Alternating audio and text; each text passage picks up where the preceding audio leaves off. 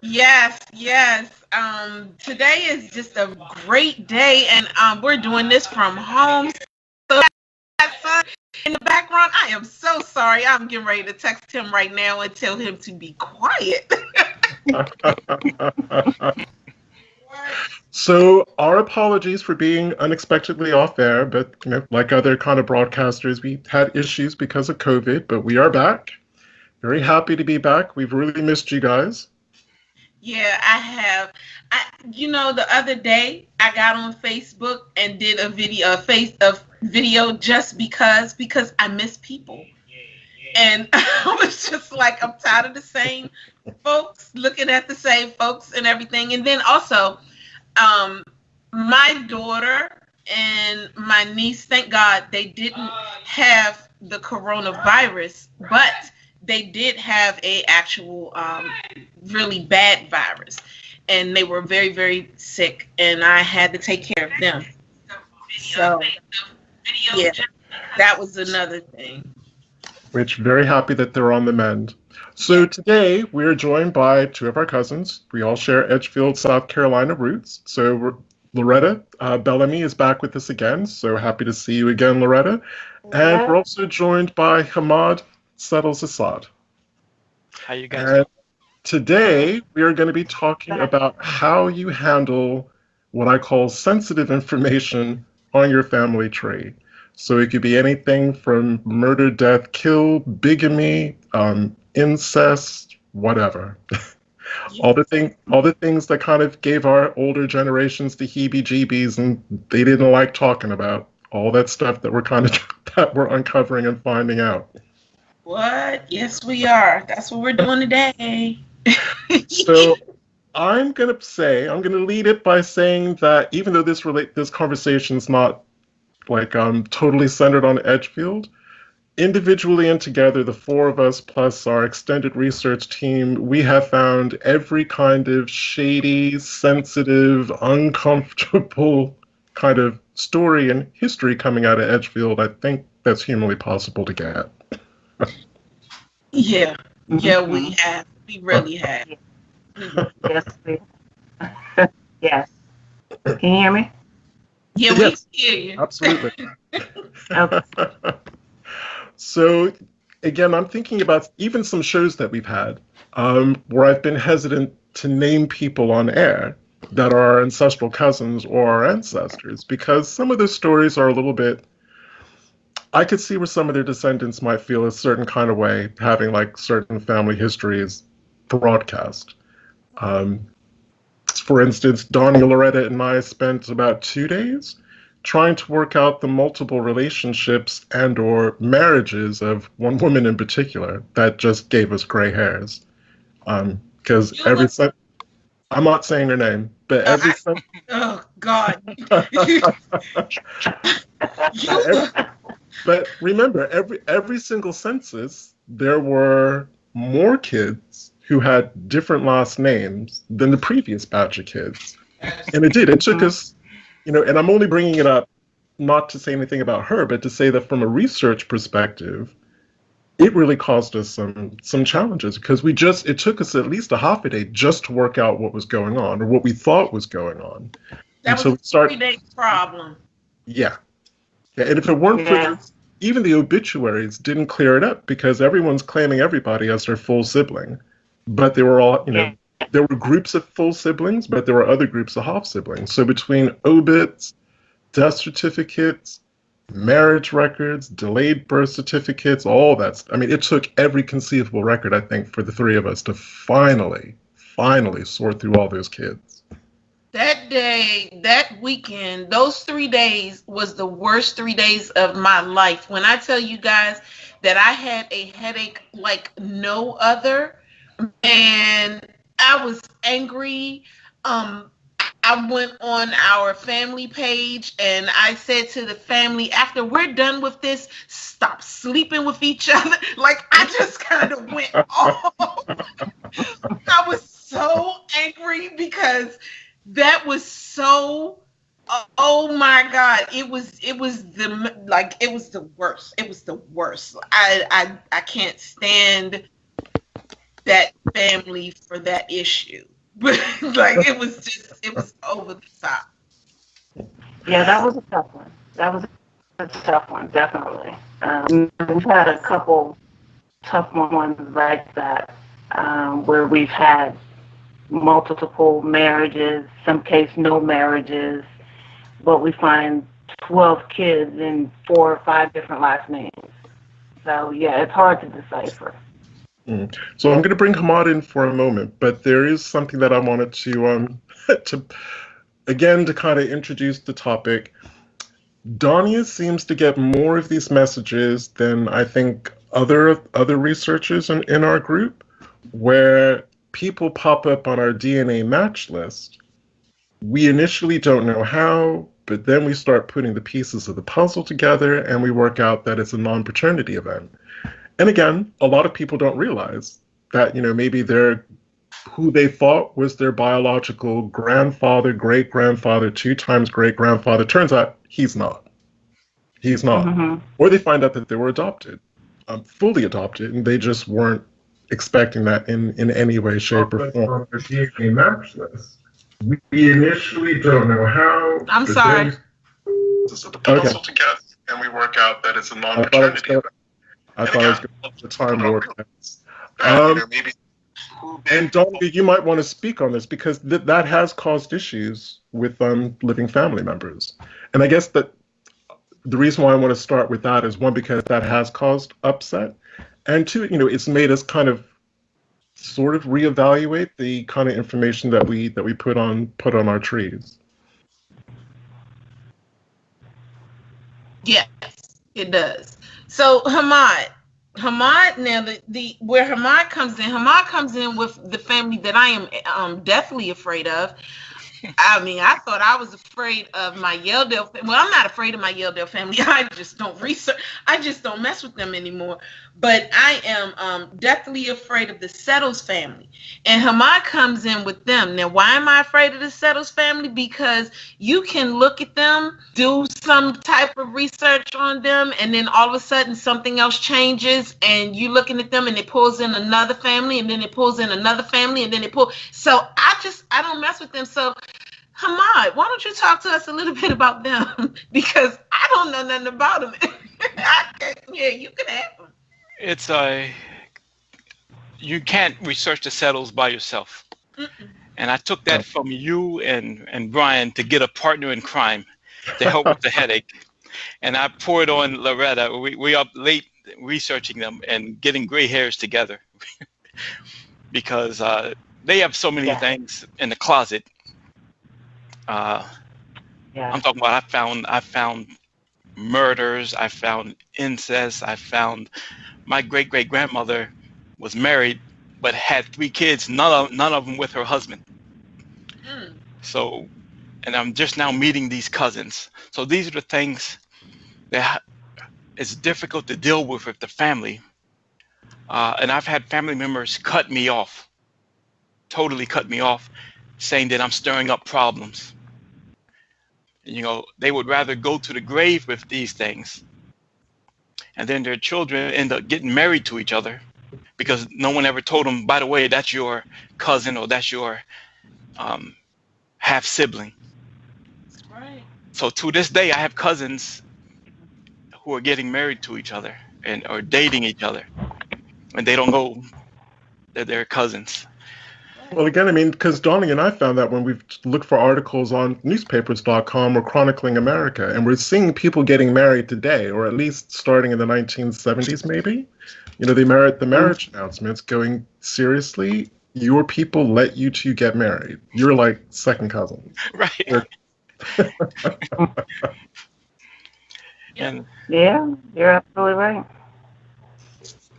So just to let the group know, Loretta and I are the ones that's like, okay. Whereas Brian and Hammad are the ones that are very conservative about this whole situation. And, but Loretta and I, we're like,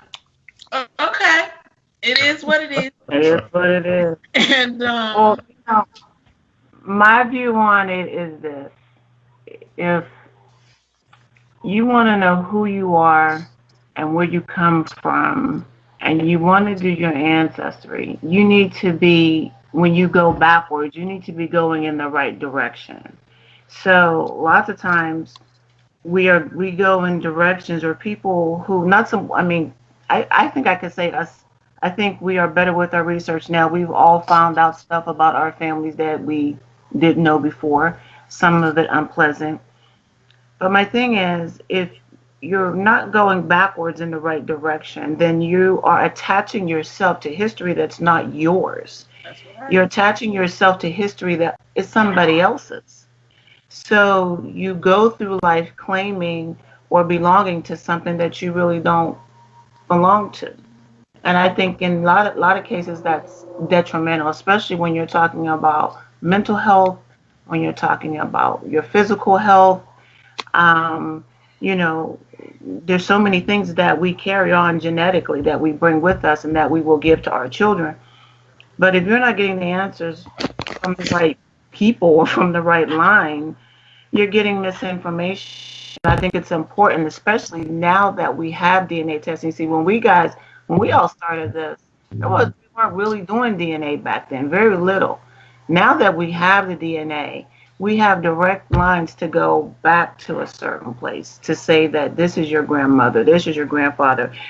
And even though that person raised you and took care of you, or took care of your mother or your mother's mother, that's really not who you come from. So if I can just address what Loretta said, because this is my genealogy. So my mother and her father and his sisters were born in D.C. And the family story was that his father was an Irishman. Now, her father and his sisters were incredibly fair. Everyone mistook them for a completely different race than the one that they were. So, they were apt to believe it. And their last name was Turner. So naturally, I spent over 4 years researching the Turners of Charles County, Maryland, because that's who I was told my grandfather's people were. Take a DNA test and come to find out that while there was a little bit of Irish, there was nowhere near the amount of Irish that there should have been if my great grandfather had been Irish, but there was Jewish. So I immediately knew, oh, okay, somehow the story got flipped or switched, and this Irish man all of a sudden was really a Jewish man. And thankfully, because that's really the only significant Jewish that I had, and it was DC, it was pretty easy to work out who on my DNA match list I was related to from that line. So it opened up a really wonderful door to meeting new DNA cousins who I have to say have been amazing. But then they helped me actually identify who this mysterious Jewish great-grandfather was, who was Nathan Cohn. So for my Turner family, that was a mind blower because, as Loretta said, your name is the first sense of identity that a human being actually has. That's your tribe, that's who you identify with. So now everyone in my Turner family is scratching their heads going, well, we're actually Cohns, but our last name is Turner. It's like, what does that mean? How do we process that information? But as I said, and come to find out that my great-grandmother was actually a maid in Nathan Cohn's house and had 3 children by him, even though she was married to someone else. Yeah, and we all have stories, like that. And, for me, I just recently found out some information that who I thought was an ancestor is not. And what is interesting about that, the person who I now know is, it just throws so many things into place. From my personality to my father's personality, and these people that I have met, the traits are all there with this new line that I have found. And I think that's important because now I know why I do certain things, why my father did, and things of that nature. But if I would keep believing on what I was told, then I'm believing basically a lie. And I have the same issues that Hammad has, that if this information is ever brought forward, I could be, for the lack of a better term, blackballed from my family if it ever came out what the truth is, because it's really sensitive information, and it gives the perception of something different than what actually was, and people just don't want to deal with that truth. So, well, the thing is that we want you guys, as far as the group is concerned, we want you guys to definitely chime in. Jackie has chimed in. She remembers when I kind of snapped on everybody in the Calling All Branches page, and she remembers that. I see her message up here. I have to look on the phone. And then the thing is that we all have times, like she said, we have to be prepared. We all have some things in our backstory that will cause some heartache. So we want the group, we want everybody who's watching right now to definitely chime in and tell us how you respond, how you feel about these stories that are placed on the trees. Because Loretta and I are ones that will place these stories on the tree. We're going to place them up there. We're going to put them up there. And if you ask the question, why is it there? Am I seeing what I'm seeing? Yes, you're seeing what you're seeing. Whereas maybe Brian or Hammad and Brian are going to be very careful about how they put it, or what they put, or if they're going to put it at all, because they're still trying to get some information. Whereas Loretta and I are going to be like, well, you know what? I'm going to get the info whether you give it to me or not. So if you don't give it to me, somebody else is going to give it to me. That's just where I am at this point. I'm like that.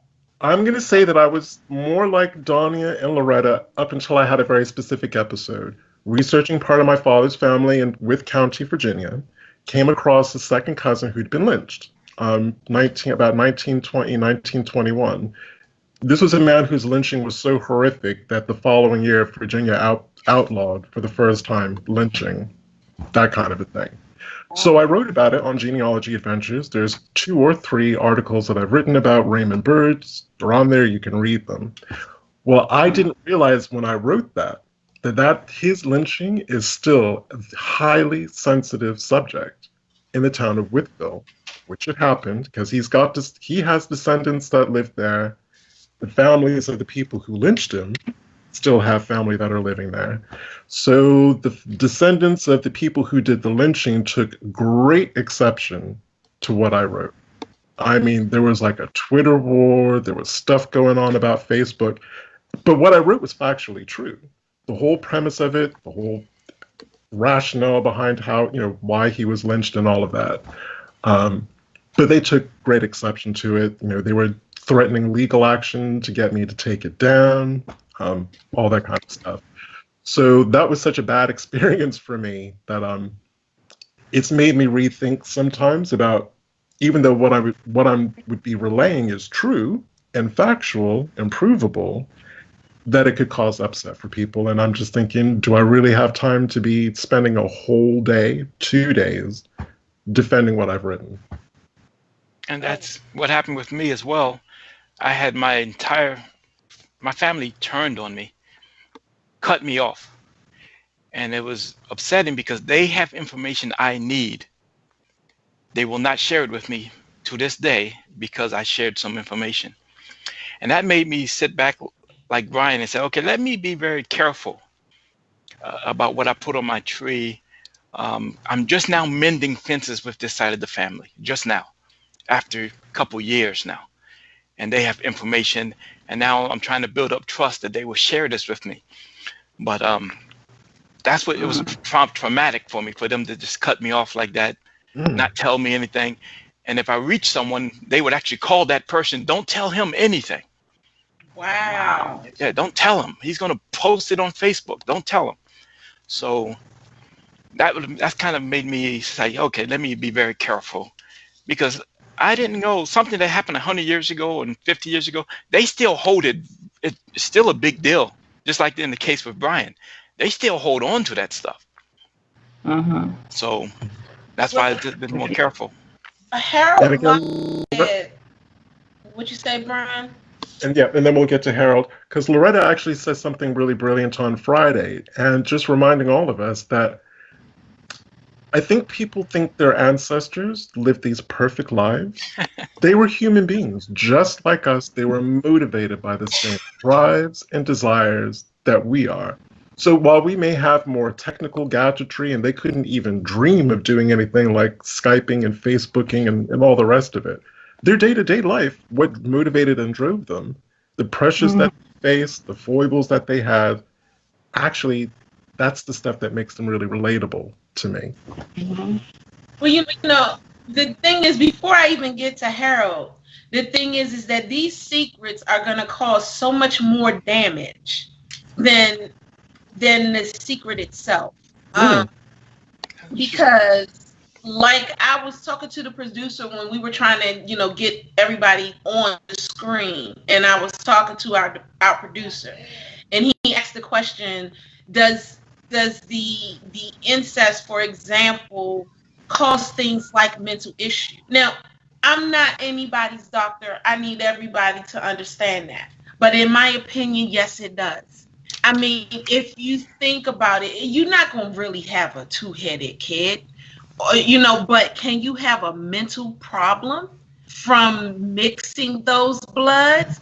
That makes more sense. In my opinion, that's in my opinion. Let me be clear. That's in my opinion.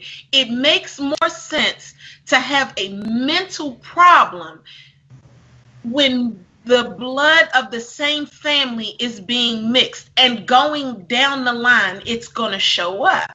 That's what I believe. That's my thought process. Well,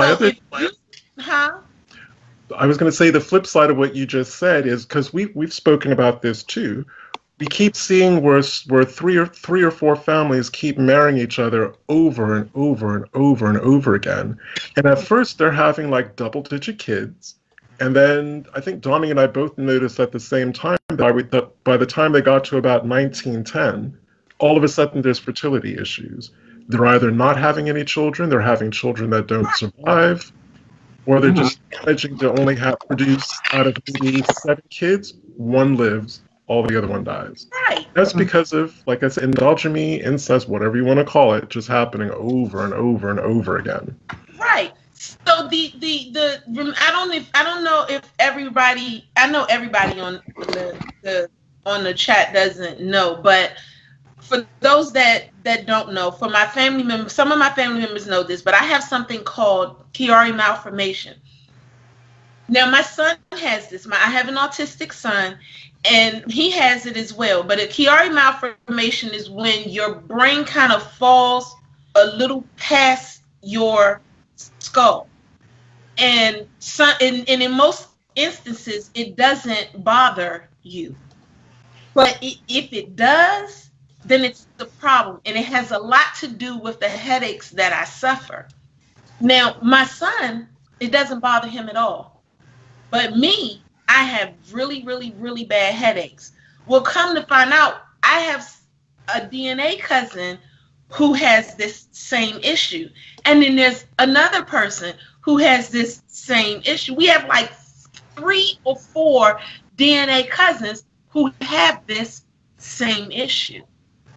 And according to the one DNA cousin that has it really, really bad, the doctor that she deals with, what did he tell her? It comes from constant endogamy. That's where it comes from. And the fact that the 4 of us are related to each other in multiple ways. In multiple ways. Yeah. And again, another example of that one would be my Fugate Clark family coming out of Southwest Virginia. Yeah. There were so many first cousin marriages in that family, generation after generation. They inherited and multiplied a recessive gene that turns your skin, your hair, your nails, your tongue, pretty much everything blue. Not a little blue, blue. Yeah. And I have that malformation, unfortunately, because that happened right before my enslaved 4 times great grandmother was born. So she got it. She got that gene. And again, that is a bit dicey because there's proper incest in there as well. You know, aunts having children with their nephews, uncles having children with their nieces, and all kinds of fun stuff. But between that and between Edgefield, one of the things you also have to consider about all of this is it can really mess up a DNA testing service. And I'm just going to stick with Ancestry, but this is true for 23andMe, MyHeritage, all of them. Edgefield broke Ancestry, as far as I'm concerned, because so many of us are related in so many different ways, 7, 8, 9, 10 different ways. Yeah. That it really, really struggles when it comes, so it can identify your DNA cousins, but it really struggles on trying to understand many multiple lines you actually connect through. Yeah. I can click on a name sometime that a relationship is easy to me. Like, I don't have to go back that far to figure out who it is, but if Ancestry does it, it's like 10 pages long on it's the first cousin, 5th time, once removed, X, whatever. And I'm just like, really? And that's how many I'm like, okay, I only had to go back 2 generations, but for whatever reasons, like Brian said, there are so many multiple ways that people can be related that when you click on a particular name in Ancestry, it's literally confused, I think, on what it should bring up when you look at the top of the screen. And it looks like, you know, how you're trying to figure out how this one is related to you, and it gives you this long line that you're reading, and I'm tilting my head sideways like, there are so many more that's so more obvious than that. Then why is Ancestry taking the long way? There's a more obvious relationship, and I think that's because of the multiple DNA matches that Ancestry just don't know what to do. Right. Because again, with our family, if you hit the right line, they could be connected to us through the Settles, the Holloways, the Williams, the Petersons, or the Higgins, because those families married each other like crazy. God, yeah. You're not allowed to say Higgins. I think we live in a premise, right, that we believe, and Don just said this one time, Brian too, and I concur, that Edgefield, everyone in Edgefield is related somehow. You know. Oh, I already said there needs to be a sign. There's no doubt about that. There needs to be a sign. I don't care which way you enter into Edgefield if you're driving. Whatever way you enter into the city, once you cross into lines, it needs to say Edgefield County, where everybody is related. Seriously. Yes, it's true. Because I've tested it on the streets. I've been in Edgefield, going up to someone in front of my kids and wife and say, "Hey, how you doing? What's your name?" And they name a name. I said, "Oh, are you related to these people?" Never fails, irregardless of color. Yeah. Don't think color like, well, that's the black side and we're the white side. No. Does not matter. No. So sorry, Johnny. You were going to read something that Harold, a comment. Yes. So it's actually a lot of people kind of chimed in when we were talking about different stories on, you know, what we should keep. And Harold said, "I agree with you, Ganya, but I found my NPR line. Do I get a whole family line hate me and want to kill me?" And that's kind of crazy, Harold. You might want to stay away from them if they want to do that. That's a bit and strong, then Linda but yeah. says she's not keeping any secrets. I'm loving Linda. She says she's not keeping any secrets or lies. She's still recuperating from a major lie that was told, and now she's not keeping nothing. And she said, "They don't want it told, don't tell her." And so she's me and you. No, I won't tell stuff. It's just don't come and ask me. But Hassani said, and Hassani and I are related, if I'm not mistaken. Hassani said he found out that his mom, he said, my mom's dad's maternal side is related to his paternal side, and almost every branch there connects to every other branch. It gets super confusing. For instance, my granddad's mom is listed as his great-grandmother's niece in the 1900 census. There's evidence genetically of this also. So he probably, that sounds like Edgefield to me. Yeah. Wow. Well, actually, because one story that I have, and again, it's one of my oldest and dearest friends in England, her boyfriend at the time grew up thinking that the woman who was his mother was actually his grandmother. And the girl that he grew up thinking was his older sister was actually his mother. His mother. And he didn't find that out until he was 33 years old, and to say that that messed him up is an understatement. You know what? I think that one particular story, Brian, of all the stories that we've come across, I think that one is the most common, where you have a young lady who had a child, and the child is raised as either her cousin or her sibling. I think we run across that more probably than any other story, at least for me anyway. Yeah, no, we have come across that quite a few times. Quite a few times, yeah. I think it's, like I said, the most I've ever seen of any other type of situation. That one seems to occur a lot. It makes sense that it happens. I don't necessarily like the logic of not telling the truth, but I understand if a 13-year-old girl gets pregnant, she's too young to raise the child. I get it. Mom takes care of the child. But at some point in time, 33 years old is too late for that child to be finding out that the person who you thought was your sister is your mama. I think that's too late. But that's something that is told in stories. You know, I mean, those are TV shows. Mm-hmm. You know, you see TV shows like that, and I mean, I don't know. Maybe I become desensitized. I don't know. We're used to it. Yeah, This group. We're used to it. Every once in a while, every once in a while, I'll just kind of roll my eyes and lift my head heavenward because I'll just find something crazy. Like, I mean, I've shared with you guys, again, this is my white Lee family in Westmoreland, Virginia. Man's wife dies. Who does he marry? His mother-in-law. So he has kids with his wife. He has kids with his mother-in-law, who is now his wife. So he's got two sets of kids who are both half siblings, but one set of those half siblings are also the other one's aunts and uncles. I mean, I did. I just had to roll my eyes. Okay, then. I mean, let me tell you, I'm everything that we're talking about is gonna be on my tree. I'm gonna be every last bit of it is gonna be on my tree. Every last bit of it, and I'm gonna tell you why. And this may sound harsh, but it's gonna be on my tree because my family don't care. They don't look at my tree. And I'm talking, and the only people that do look at my tree is my DNA family, is the family that I'm finding, because those are the ones that do care, and those are the ones that want to know. So because they want to know who is related to who, and they're not going to be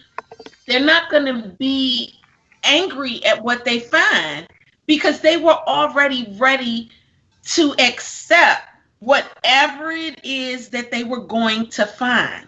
They were already there. So the people that's looking at this are the people that are doing the work. Genealogy is not something that everybody is going to get into. It's just not there. Because when we were all discussing this before, and this is what I said I was gonna say then, you're either gonna say, when you find that cousin so-and-so married cousin so-and-so, the reaction is either going to be one of two things. Oh, Lord, let me look into this. Or, oh, Lord, I'll shut this down. I'm done. Never mind. I'm not going to do that. Nope, I'm not opening this up. Because I've seen it. I had a cousin that did that. He was like, every time we turned around, we kept coming back to these same two people. So we shut it down. They weren't doing it. They were like, I'm not going to look at it. Now, see, I'm telling you this story, but I ain't gave you no names. I'm not telling you which family it is, but I'm telling you this story because it's what happened. I mean, I can tell the story, but sometimes I prefer not to give the name. And the example that I gave you guys on Friday was the difference between Louisa Hammond and a 15 or 16-year-old enslaved boy in Edgefield. So Louisa, for those who don't know, Louisa Hammond, at the age of 12, started being passed back and forth between her enslaver and his eldest son, the Hammond family. So she was a mother by the age of 13. And at first I thought, I don't really know if I want to actually put this on the tree, or I don't know how I want to put this on the tree. But then I'd seen that a lot had been written about James Henry Hammond, the kind of sexual predator he was, that it was kind of known even within his lifetime. And I'm like, well, if the story's already out there, if it's already in history, there's nothing that I can say or do that's going to make it any worse than it already is. Plus, Louisa had a long life. She had a lot of kids. She raised them. She was there for her grandkids. So she had a full life story. There was more to her story than being sexually abused at the age of 12 and 13. Whereas the enslaved boy, unfortunately, he was raped. It took him 3 days to die. It was horrific, to the point where the whole plantation was on lockdown because the enslavers were afraid that there was going to be a rebellion. And I won't say his name, and I won't put the story on his page because he died so young. And even in that 16 years, that is the only story that I know about him. That's the only one. And I don't want him to get tagged with that. I don't want that to be his defining characteristic. See, but I said to you then, Brian, and I'm not asking you to tell me his name, but I feel like his name needs to be called, because this is the only way that this guy is going to be remembered, because his story was so horrific. It's not about, at this point, it's not about remembering him in a bad way, but remembering him to make sure that his story, it's like when a person nowadays is raped. You talk about rape victims, and they have such a bad rape that you want to get their story out there. That's their Me Too story, or whatever the case may be. And you tell their story, and now that their story is out, that kind of thing is not going to happen anymore, or whatever the case may be. He needs to be remembered. He doesn't need to go down in history not being known because somebody did something so horrific to him. And that's all he knows. Well, I guess he needs to feel that love even in death. He needs to feel that love. And nobody can love him because of what him. But you see, naturally, I would be inclined to agree with you. But then I was thinking about, I think her name was Christine Blasey Ford, the woman who got called to testify when Kavanaugh was being vetted for the Supreme Court. There was the woman who went to the party, there was drink involved, and something happened. Mm-hmm. And she will forever be known as the girl who was at the party where something may or may not have happened, who had to testify in front of the world at a Supreme Court judicial hearing. It's like she will never have another story apart from that story. And I guess that's where I'm coming from with this lad. Yeah, but I'm going to say this. The group are saying they agree with what I'm saying. Jackie Brown says his story needs to be recorded somewhere. Dr. Skip Mason says it's like the names of the lynching victims hanging in memorial in Montgomery. And Harold Locke says he was murdered. And that's what it was. He was murdered. Mm-hmm. Point blank. Yeah. He was murdered. And his story is something totally different. It's not even about him. And it's not about him being raped. He was murdered. And his story should be told. But it's solely up to you, as to what you decide to do with that. But again, like I said, I would tell his story from the highest mountain. I would shout it. Because I would shout it because he deserves it. He personally deserves it. You know, especially in the manner in which he died. And usually when you hear stuff like that, it's usually about girls. Yeah, and his was yes. And this was a boy who died like this. This was a young man who died like this. That, that lets them know it's not just a female thing. Yeah. Yeah. And somebody else responded and said, "Me too." That was his Me Too moment. But, I challenged, as a working, practicing professional, I challenge myself on this all the time. So I mean, it's good getting everyone's feedback, because I want to be consistent in how I approach stuff like this. So, for instance, when it comes to Stuart Sheffey, a bigamist in Whip County, he had a white wife and a black wife. How he managed that, I don't know, but he did. Because he was so blatant about it. He didn't hide it. He was right up in people's faces about it. I had no problems writing about that whatsoever, because he didn't have an issue with it. He didn't care his letter to the Freedmen Bureau about a neighbor's complaint that he was shacked up with two women and having both babies by both of them. He didn't care. That man did not care. He didn't care. Now, Sharon Bruno says, "Who owns a story? Is it really our story to tell?" I want her to elaborate on that, because I don't know which way she's going when she says that. What's the position on family backlash? Bringing something up that could divide a family, something that's very hurtful. Like, I did research. I found my father in 2017. I did research, and I found a murder in my family. And some of the people that were around at the time were still living. I was told to bury the story. What would you have blasted that? Would I have blasted that I found my father? No, the story of the murder in the family.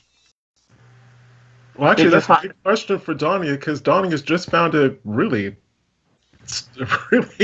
eye-opening story about a family murder. So that you get that twice. Yeah, I sure did. Wow. I sure did. I found out that somebody in our family killed his own son-in-law. Sure did. And it's on my tree. Got the. But see, here's the thing. I wasn't the first person to tell the story. The newspaper was. So who's wrong? How about that? And if it's a murder, it's already in the paper. So are you really telling the story? Or did somebody tell it before you? So Hammad, with your example, was that something that you found in a newspaper, or was that something that someone told you in confidence? No one told me. I was doing research, and I found a death certificate of an unknown sibling.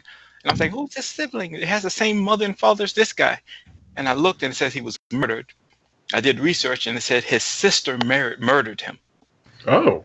So one of the siblings was still living, so I called her up and asked her, and she said, "Oh my God, you found that? Bury that." Because half the family doesn't know about it. I know about it because I was there. Bury it, please. Well, in that one, I'm gonna agree with Donia. If it's a newspaper, it's in the public domain. It's public. Yeah. They were hoping that the passage of time would. That's already public. That doesn't even make sense to me.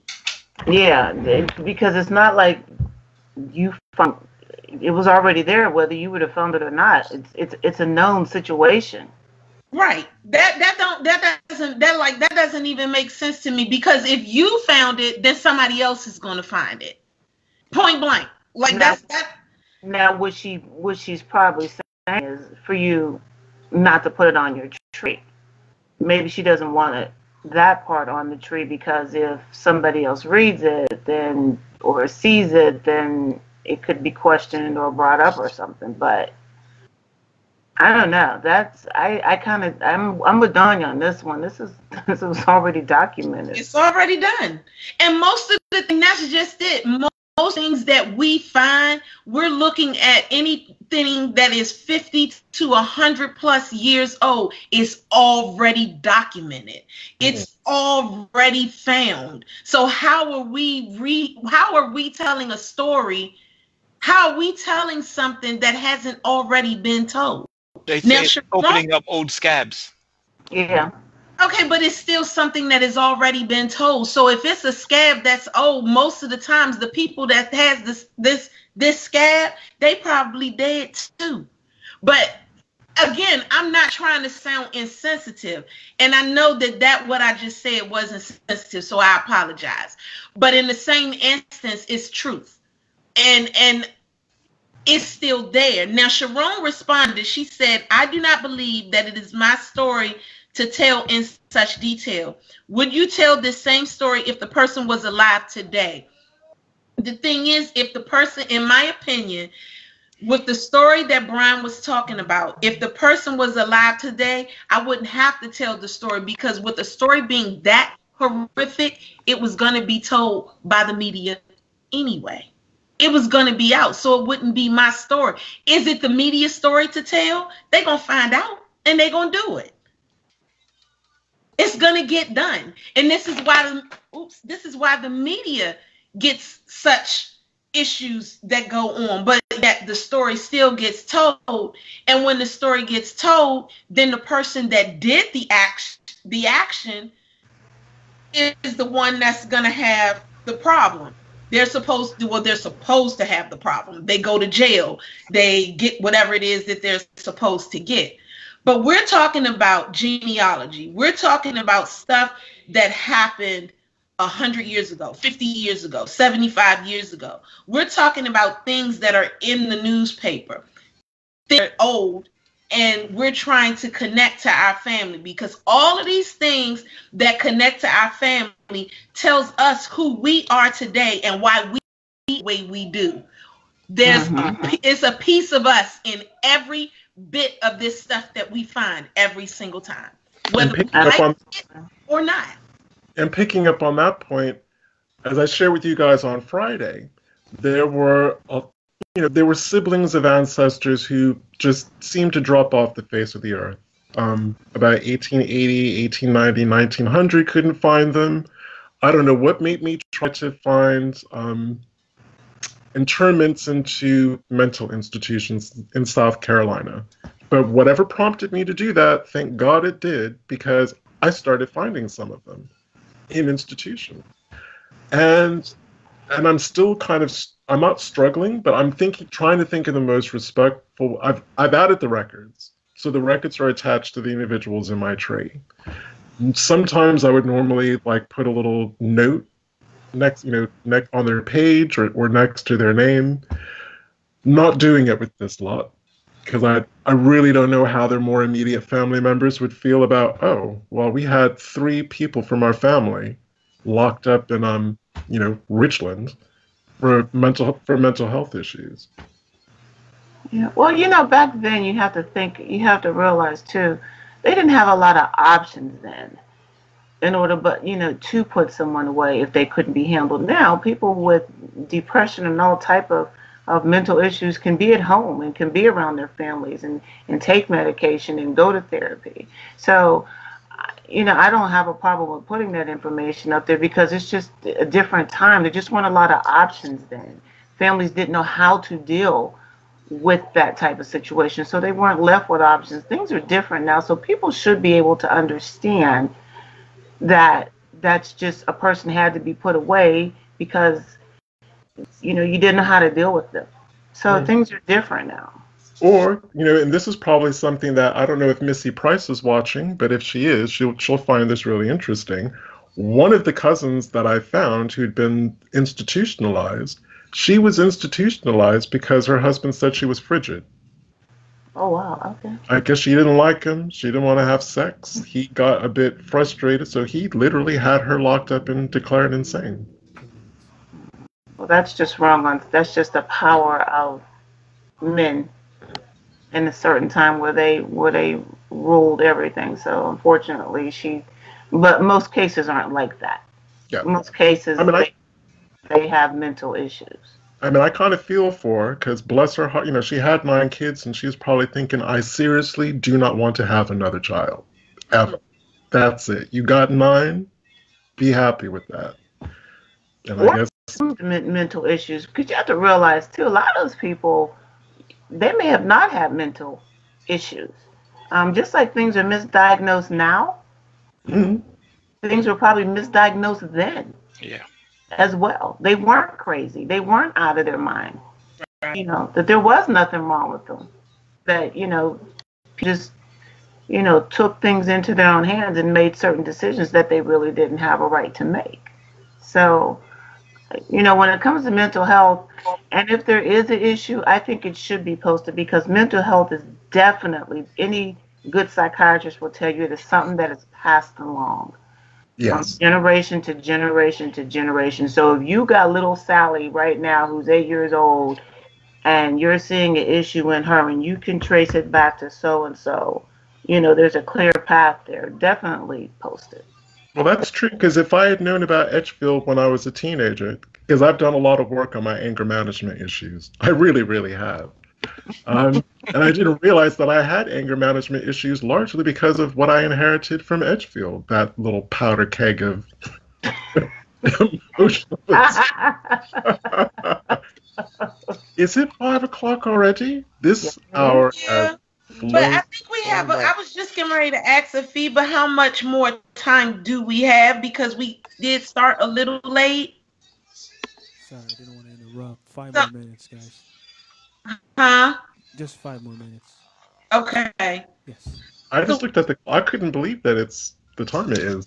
Yeah. So okay. So Sharon Bruno, she responded. She said, as a genealogist, and I don't want to skip over anybody, but she has really piqued my interest. And she said, as a genealogist, I'm sensitive because it means more to me to get information from family members than risking having them shut me out and be viewed as untrustworthy. I need those doors to remain open, and I don't want to risk hurting people. I thought of you, Hammad, reading that, and don't get me wrong, and I hope she's not mad at me, but I'm trying to stay trustworthy as well, but I still feel also as a genealogist that we are bound to truth, and the bottom line is that we do need to tell the truth, and there is truth, and I think we are probably we're the ones that know. We know, like I think Hassani said in here that he knows far more than his family knows he knows. And that's the same thing with my family. I know a lot more.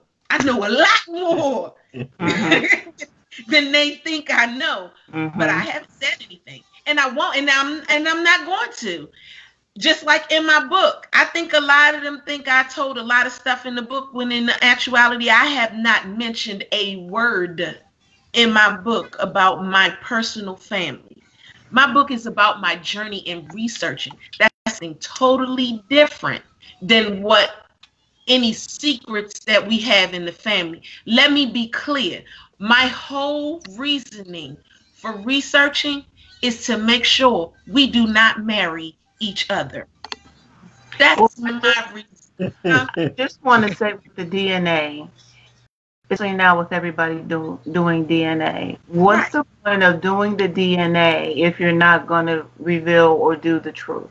That's what the DNA is for. That's what it's there for. You know, you have these stories and fiction and stuff that's perpetuated generation after generation after generation. Now the DNA is telling you that those stories are not true and that this is what the truth is. So if you're not follow the DNA, then don't do your DNA, because you can't ignore what DNA produces. It gives you the truth. It doesn't lie. DNA doesn't lie. The DNA doesn't lie. Which unfortunately we haven't had time enough for me to dig into something else. We're going to get you guys back, because I wanted to talk about this is a 2-part show.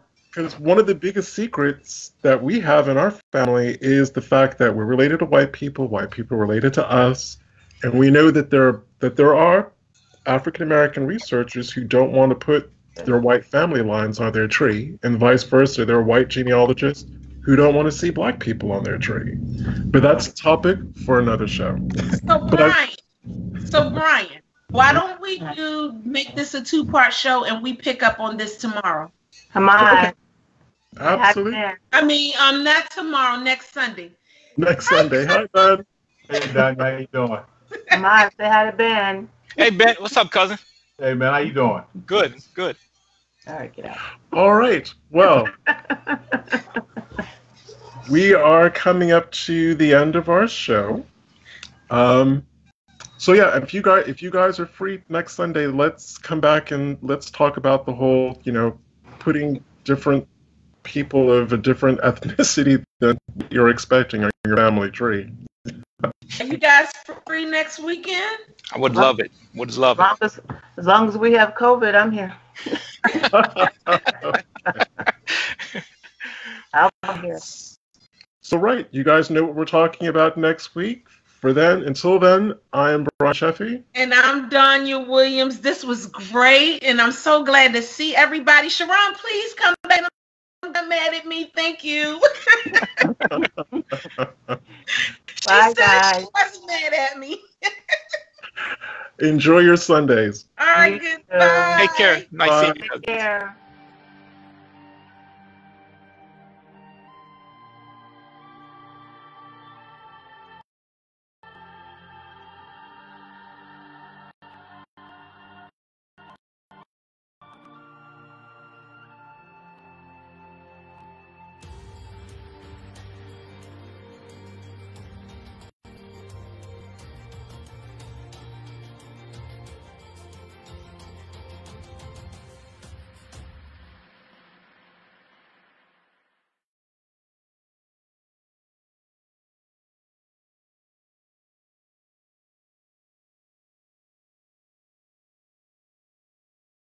Listen, listen,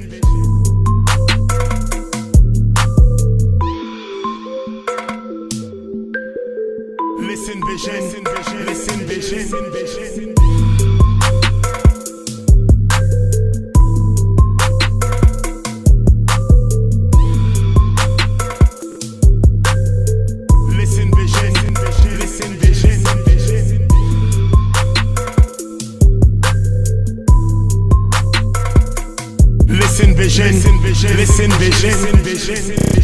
DC's #1 recording studio. Oh!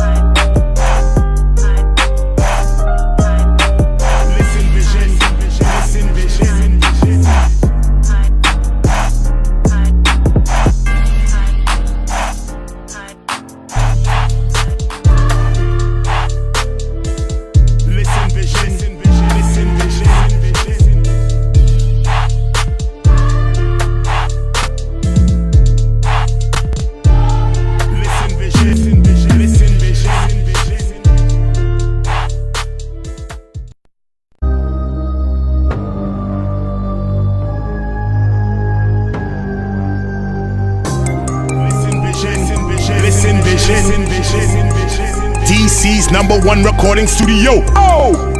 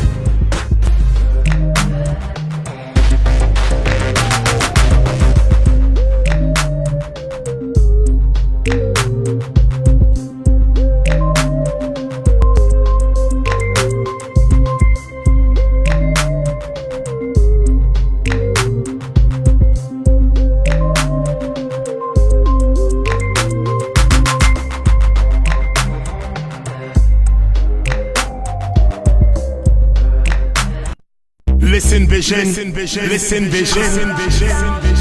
DC's #1 recording studio. Oh!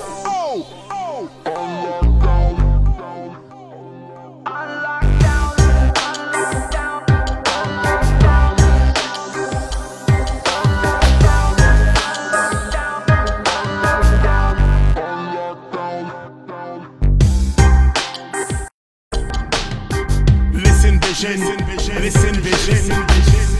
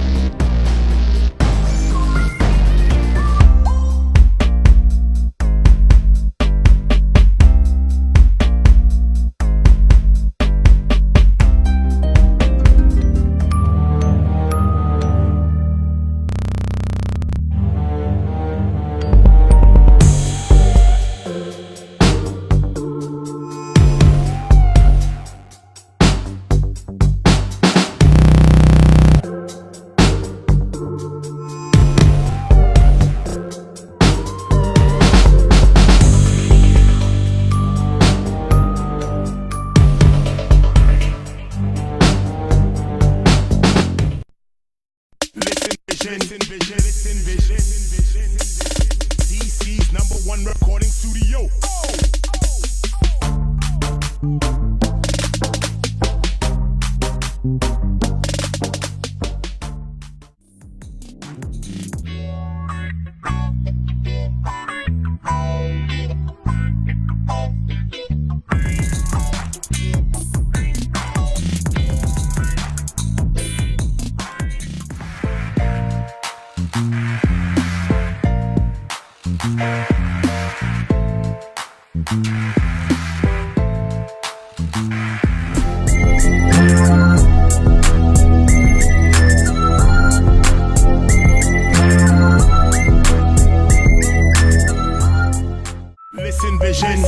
Listen, vision. DC's #1 recording studio. Oh! Listen, vision. DC's #1 recording studio. Oh! Ready, nigga? Yeah. Ready for that raw dog shit, nigga? Getting the house. Money, holes, and clothes. Blunt smoke coming out. A nigga knows. Flipping on foes, putting tags on toes. Watching the stash grow, clocking the cash flow. The neighborhood grave digger, getting paid so much, all the bitches wanna see a nigga. I wanna get laid, but since I got loot, I wanna knock boots. I'd rather beat my dick than trick. And if she don't suck, then we don't fuck. I'd rather make a buck, drive a fat ass truck, grab the 9, 2 clips and run them up. Yes, flex after 2 or 3 bets as I wreck shit. What the fuck you expected? A fly guy? Well fuck it, I'm a high guy. From Bed-Stuy, putting the swelling on your eye. You know even when I choke you, you stop breathing. When police come, I'm leaving. Peace and love.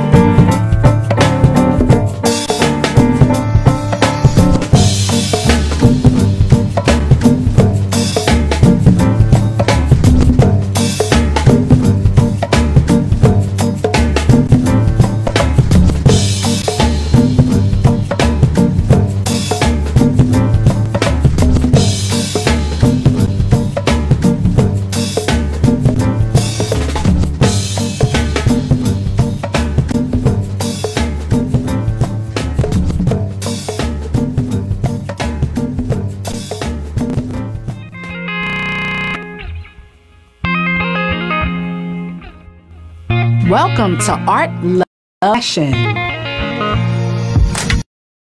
I'm your host, Sharonda Irvin. I'm an image consultant, professional developer, art curator,